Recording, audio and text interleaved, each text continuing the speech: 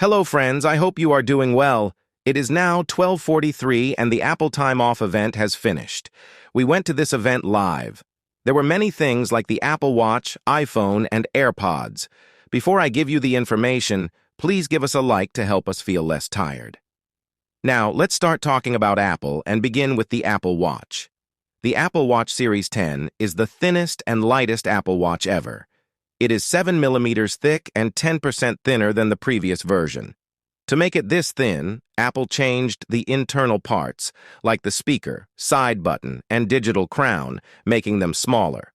A new feature is that now you can play music and podcasts using the watch's speaker. The Apple Watch screen is 30% bigger than the Series 6 and a little bigger than the Apple Watch Ultra 2. It has new watch faces that use the whole screen space. One of the good things about this screen is its wide angle. This means, for example, when you are riding a bike, you can still see the content on the screen without needing to lift the watch up. The always-on display is still there, which helps you see the screen easily. Apple says the screen brightness is 40% more than the last version, but they didn't say exactly how much. The last one was 2,000 nits, so with this 40% increase, it could be around 2,800 nits, but Apple didn't confirm it. The Series 10 is also water-resistant up to 50 meters, and it has an app like the Ultra model that tells you how deep you are in the water. The Apple Watch comes in two sizes, 42 millimeters and 46 millimeters. It's available in three colors, rose gold, silver, and jet black. If you remember, we had jet black in the iPhone 7, where the aluminum was polished so much that it looked like a mirror. There is no stainless steel version now. Apple replaced it with titanium. The titanium comes in two colors, natural and gold, and also in a slate, black color. Interestingly, there's also a new watch face that changes the reflection of light when you move the watch. The whole Apple Watch shines, like I said before. We also saw this feature in the Galaxy Watch before. The price for the Series 10 Apple Watch is $399 and $429, depending on the size. The titanium model is more expensive. Another new feature is the intelligent system that can reduce background noise or control other functions. With Siri, you can even answer or reject a call by nodding your head up or down. This makes the watch smarter and easier to use. This is really useful for when your hands are busy. Before, this feature was only on the Pro models, but now it's available on the regular ones too. They also support wireless charging, meaning you can charge them with any wireless charger. The regular model of AirPods is $129, and the ANC model costs $179. Apple also introduced a software update for the AirPods Pro 2. Now, people with hearing problems or hearing loss can use AirPods like a hearing aid. The AirPods can also do a hearing test to suggest if you need to visit a doctor. I think this is an amazing feature for people with this issue. Another cool feature is that when a loud sound happens, the AirPods will recognize it and lower the volume, but you still hear the full frequency range and all the sound details. Apple also mentioned that if you're recording music with loud sounds, you can wear AirPods, and they will reduce the loud sounds, giving you a balanced sound in your ears while keeping all the details. There was also an update for AirPods Max, adding new colors and adaptive audio. The price for them stays the same. Now let's talk about the iPhones. The biggest design change is the new camera control button. It's a capacitive button, meaning you can quickly open the camera with it.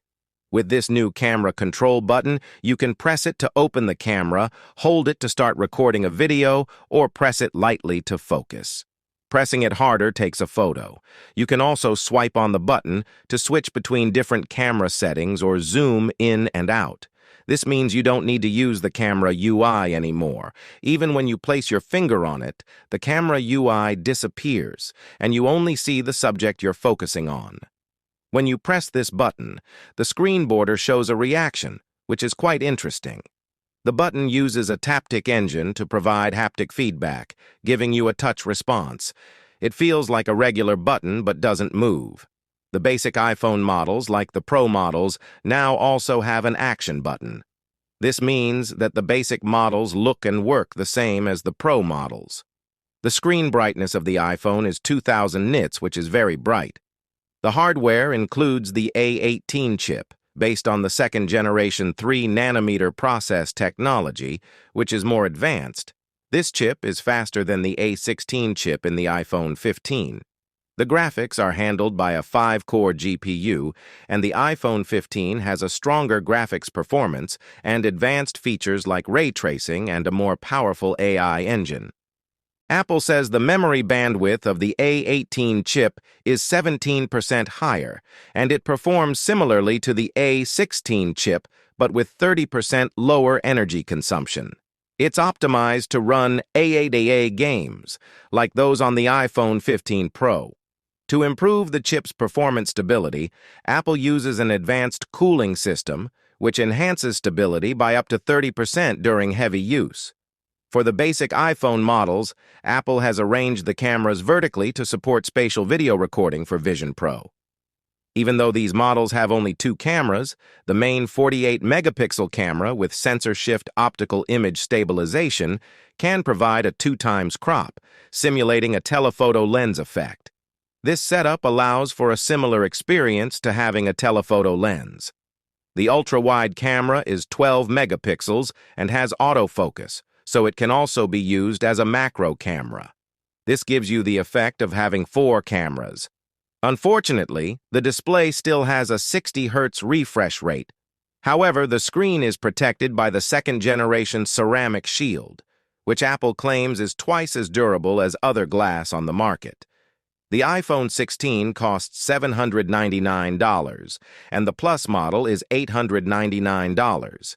It comes in attractive colors: blue, pink, green, white, and black. The camera area is slightly darker, giving it a stylish look.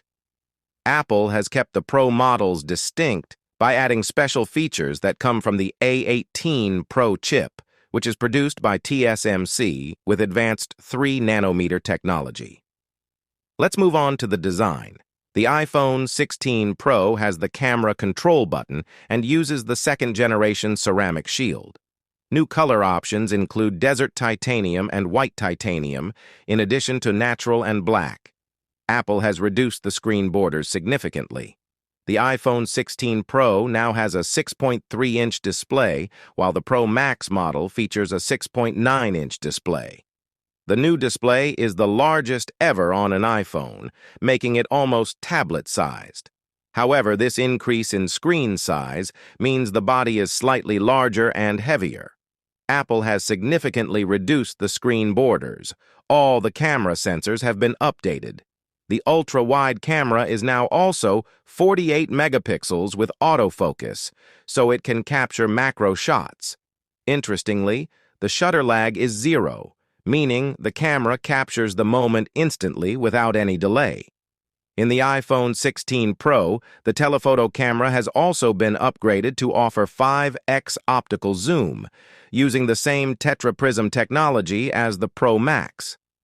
One of the standout features is ProRes video recording at 120 frames per second with Dolby Vision, providing double the frame rate of previous generations and a 10-bit color range. Additionally, after recording a video, you can adjust the frame rate from 24 to 120 frames per second using a button that appears at the bottom.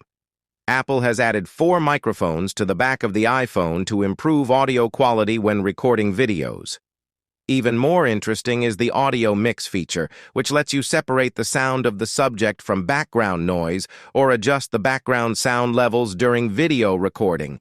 This gives you more control over the audio, making iPhones increasingly cinematic and professional.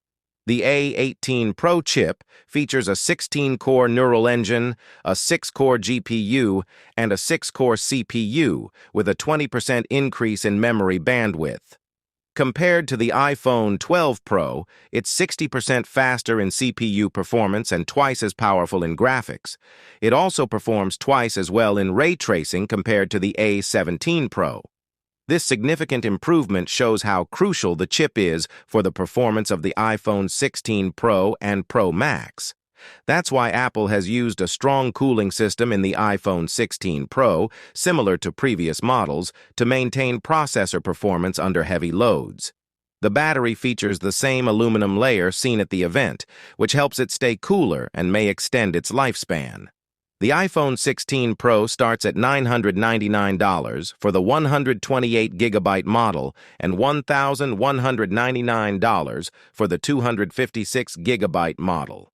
The pricing for the Pro Max is the same as before, showing no change. That wraps up our summary of the Apple Time Off event. Let me know in the comments if you found it interesting or not. Thanks for sticking with me until now. It's already 1 o'clock, so please like the video to help ease my fatigue. Don't forget to subscribe. Thanks again for watching. Have a great night and take care.